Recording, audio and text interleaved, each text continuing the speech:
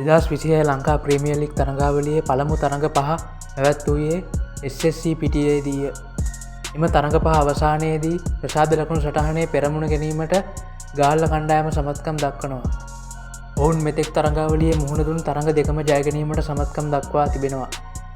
ප්‍රසාද ලකුණු සටහනේ දෙවන, තුන්වන හා හතරවන ස්ථාන පිළිවෙලින් දඹුල්ල, කොළඹ හා යාපනය කණ්ඩායම විසින් ලබාගෙන තිබෙනවා. එම කණ්ඩායම් තුනම ප්‍රසාද ලකුණු දෙක බැගින් ලබාගෙන ඇති අතර ඔවුන් තරගයක් ජයගෙන තරගයක් පරාජය වී තිබෙනවා. එසේ නමුත් නුවර කණ්ඩායම ඔවුන් සහභාගී වූ තරඟ දෙකම පරාජයට පත් වී ප්‍රසාද ලකුණු සටහනේ අවසාන ස්ථානයේ පසු වෙනවා.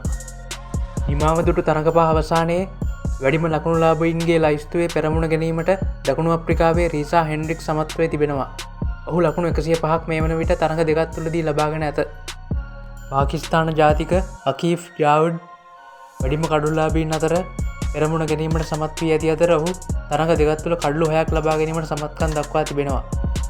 ශ්‍රී ලංකා ක්‍රීඩකයන් අතරින් කුසල් මෙන්ඩිස්, චරිත් අසලංක හා බානුක රාජපක්ෂ පිත්තෙන්ද, ප්‍රශාන්ත් මාලිංග, විනුර ෆර්නාන්දු හා රවීන් මැතිව් අන්දුවෙන්ද දස්කම් දැක්වීමට සමත්කම් දක්වා තිබෙනවා.